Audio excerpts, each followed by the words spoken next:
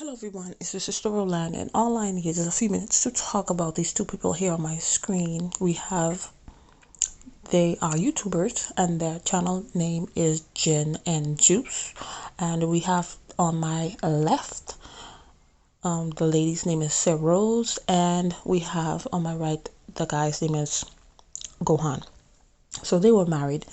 I believe he's Korean and she's Haitian. And I knew of them because my daughters used to watch them. Both of them have different reasons why they used to watch them. One used to watch them because she was the career that she wants to go in. There, the jobs that are only offered in Korea. So when she was researching, living in Korea, they suggested this channel. So she was watching them, but I had another daughter, she was watching them way before that. Because as a lot of a lot of black young black girls have been programmed, and we have to get deprogrammed, that two black people cannot, make beautiful kids. Sometimes that's why a lot of people, and people could say whatever they want, sometimes that's why a lot of people date different races, especially if you're black, because many people don't think that two black people could have beautiful kids. You know, they won't be happy with another black person. That's how we've been programmed. So that's what the other daughter, that's why she was watching it, because she was thinking about being with a Korean. Yes, child. Anyway, so, and I try not to be a fan of anybody, because when you're a fan, you are ardent admirer. So there are things a person that is not a fan may see, and that's obvious.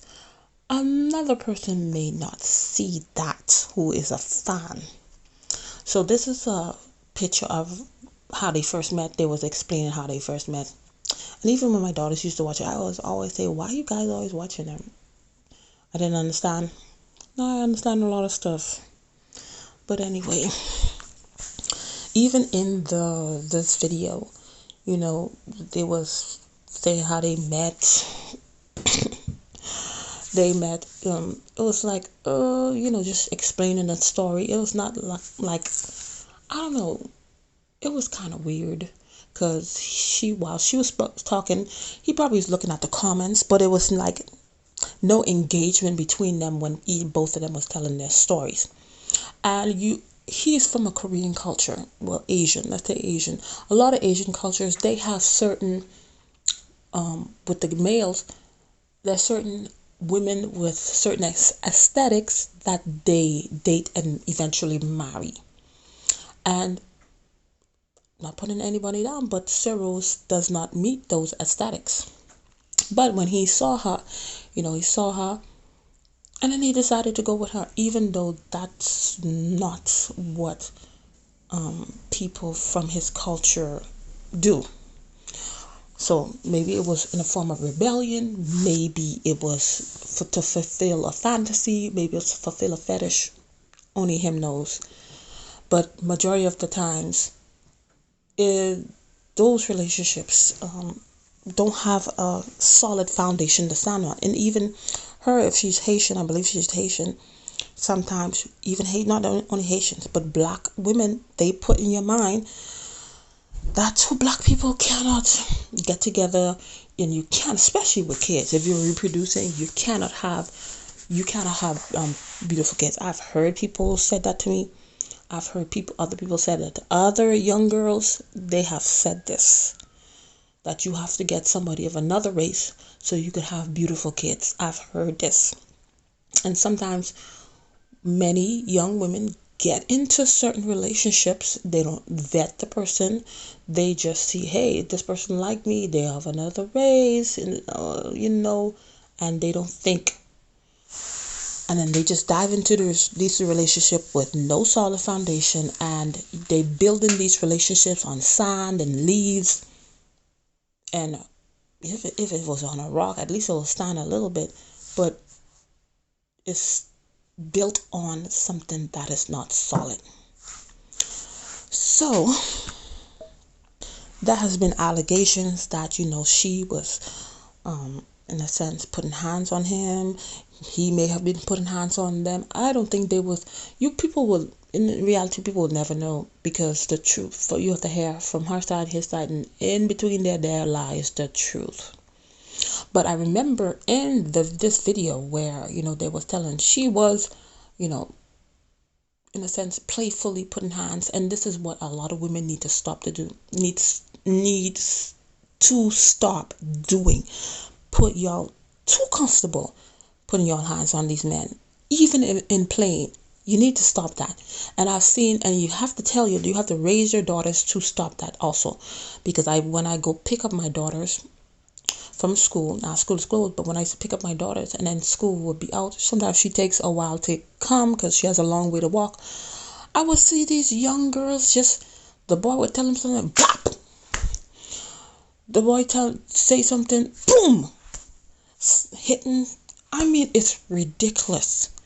And sometimes what we don't realize as women, you may be doing it as playfully, but you so comfortable, you do it all the time. Sometimes the person say something, the person do something, you don't like what the person, you just bam, bam, bam, bam, bam. And then you're not realizing that one day he might get tired. I'm just speaking in general. One day he might get tired, and then boom, boom, boom on you too. But it started because we were too comfortable. Women need to stop being comfortable and putting hands on men, even if it's playing. And if you're a woman, if you're a man, you should not allow that. Don't allow that. You raising sons, tell your sons, do not allow that, because sometimes some women do that so they could get you into putting hands on them. That's not in your nature, that's not who you are, but they keep on doing it to excite that or bring out, or to put on you, because some people don't have that, to put on you that part in people that put hands on women. And we need to stop that. So I remember that. So I believe they brought out the worst out in each other. And now she has this she's continuing on the YouTube channel that they built. I believe he probably has another YouTube channel. She's moving on. Of course she's moving on. Maybe they could get back together. Maybe this could be a stunt so they could grow their channel, because they're trying to get to 1 million subscribers. Who knows? You never know. But now she's moving on, because you may look at it, hey, she tried it. Now she has her beautiful kids and stuff like that. So she can move on. If she don't ever get a relationship, it doesn't matter. So, because some women, they could stay by themselves. Some women can't, but some women, they could stay by themselves. Series of different lives, and saying this and saying that and saying this and saying that. But one thing, you never pedestalize anybody's relationship, because you never know what's going on behind closed doors. Never. You can say, hey, you wish them all the best, but I'm never pedestalizing. Hey, oh, look, she met this Korean guy, and look, they have beautiful kids. They look like they're so happy. I'm going to get me a Korean. You better stop. Okay? You need to stop. Don't be making life decisions on other people's relationships, because that's where we go wrong. So who knows what happened between both of them, but it was not really a genuine attraction where they really liked each other, because even her, she said she wasn't feeling him at first. Him, yes, he was, because she had certain stuff that he probably liked or whatever, but not her really. So it wasn't really a mutual attraction. They probably grew to like each other or whatever, but yeah. So hopefully they can co-parent together, because now you have children that are half black and half Korean, and whatever you guys say.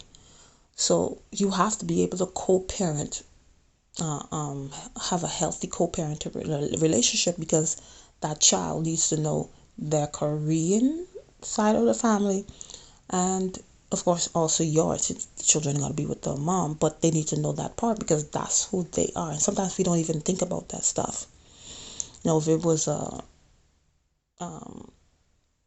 two black people, then you just have the culture that you come, whatever culture you come from. But when you're in another culture and then you don't have a good healthy co-parenting relationship, so that child will miss out on that side of their identity.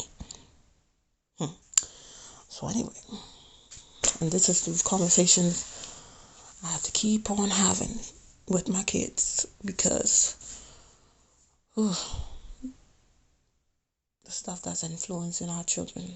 You have to keep you have to be on top of them because sometimes people are making decisions on other people.